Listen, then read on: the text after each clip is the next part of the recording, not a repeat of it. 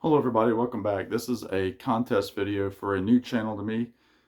His name is TKR, and he has this push to 300 subscribers, which he's already bypassed. And he has this cool contest that I don't think I've seen done elsewhere. And I'm not one to usually jump in the contest, but this one is really interesting, and I'm happy to give him my support. So go check out his channel. I'll link the original contest video below. And he has a couple of rules. Obviously, subscribe to the channel. He wants us to show 10 records that you don't think anybody else in the vinyl community has. And he also said there are some possibilities for bonus points. One of them is to kind of recommend his channel to people that aren't subscribed, and then they can go over, comment on the video, say, hey, Sam sent me, and then you get an extra entry. So I'm interested to see if any of you all have these albums. I tried to pick ones that I haven't seen, but we'll see. So these aren't necessarily good albums or bad albums or great albums. They're just albums that I kind of found in the archives. So I'm going to start with the Wild Feathers, and this is their second album called Lonely is a Lifetime. Now, what was interesting about this album is they decided to go in a completely different, well, not completely different, but quite a different style than their first album. The first album was very Americana, very Tom Petty, very, the band. And this has a lot more like sonic elements to it, a lot of production. I think they tried to jump into it too fast. They didn't progress slow enough, if that makes sense. But this is the second album by the Wild Feathers, one of my all-time favorite bands. Check it out. It's still a great album, Lonely is a Lifetime. Next, this is one of my favorite albums of the year so far. This is Camp and their album Lavender Days. Now, I know a lot of my friends have been listening to this album and really like it, but I haven't seen anybody else show it on the YouTube circuit. So if you like banjo music, if you like kind of a smoky kind of singing, just really great, feel-good, warm music, check out Camp, Lavender Days.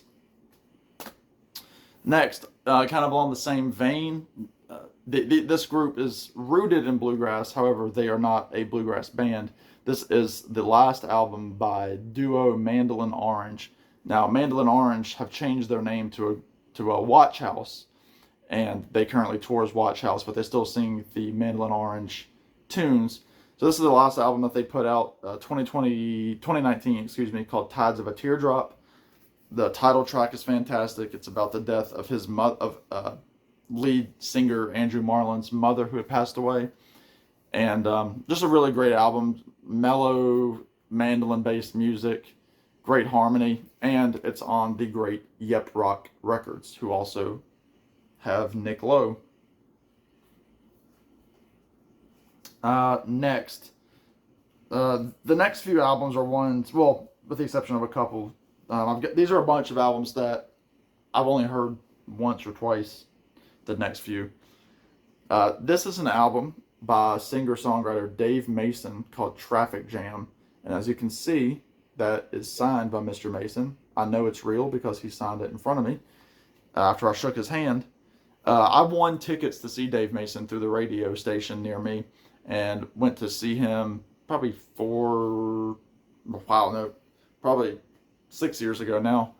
And this is essentially almost exactly the same set that he played when we saw him, my mom and I. He was doing a lot of the songs that Traffic did, so even songs that he wasn't a part of. So you've got, 40,000 Headsmen, Pearly Queen, Rock and Roll Stew, Low Spark of High Heel Boys, Mr. Fantasy, Medicated Goo. So, and then of course you've got, We Just Disagree, Feeling Alright.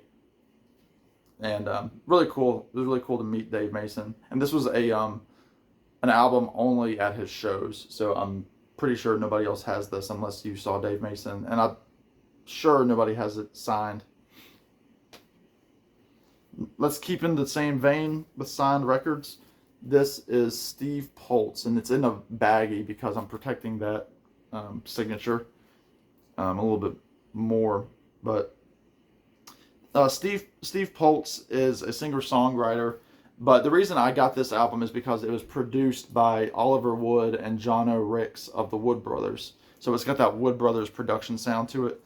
The lyrics on this album, I've listened to it once. It came out earlier this year. They're okay. He tries a little too hard to be funny, and I think he tries a little bit too hard to fit a lot of lyrics into a song. And it's, for one song, it's okay, but for a bunch, it's a lot. But there you go, Steve Pultz, and the album is called Stardust and Satellites. To keep in the same vein, Seth Walker, I Hope I Know. Again, this was produced by John O. Ricks of the Wood Brothers. That's the main reason I purchased it. But this is actually a really good album. Great Americana. If you like Drew Holcomb and the Neighbors, maybe some Ray LaMontagne, and then obviously the Wood Brothers, because John O. Ricks sings background on this and plays a lot of percussion. And what's cool is he does a cover of Buckets of Rain by Bob Dylan, as well as the Van Morrison song Warm Love, which is really, really good. I like it a lot. So this is a great nighttime listen. Seth Walker, I Hope I Know. And then finally, to keep with the Wood Brothers vein, this is the Oliver Wood album called Always Smilin'. I saw Oliver a couple months ago doing this tour. Whenever I talk about the Wood Brothers, those videos just fail miserably. Nobody wants to listen to me talk about the Wood Brothers.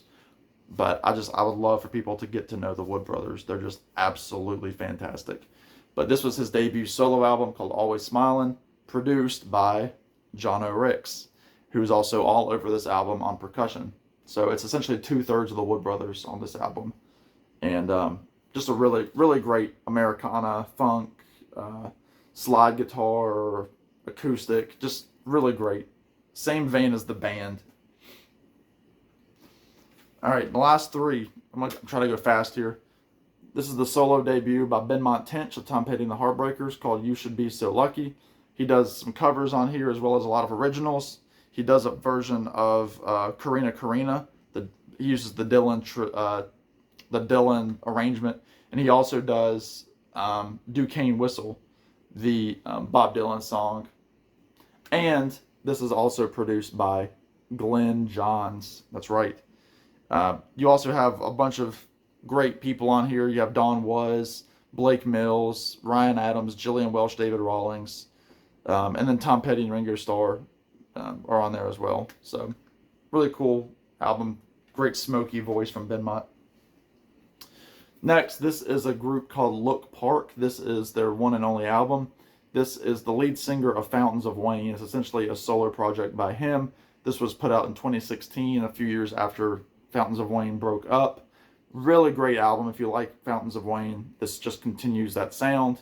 So check it out. I highly, highly, highly recommend it. And also on Yep Rock. And then finally, this is the self-titled album by Americana singer-songwriter Parker Millsap. Great, smoky, gravelly voice. Kind of almost like punk Appalachia, if that makes sense. But he has his own take on the old song, Old Time Religion. It's not the same lyrics, but it's just really interesting what he sings about. My favorite on this album is called At the Bar. He uses the Wizard of Oz as an analogy of, like, a bunch of people that are in a bar kind of drinking their sorrows away. So check it out, Parker Millsap. He's really good, really, really cool guy. So there you go. Please go subscribe and enter the contest for TK. And I'll look forward to what everybody has to say in the comments about these albums. Do y'all have them? Have you listened to them? So anyway, everybody be good. Take care. I'll talk to y'all real soon.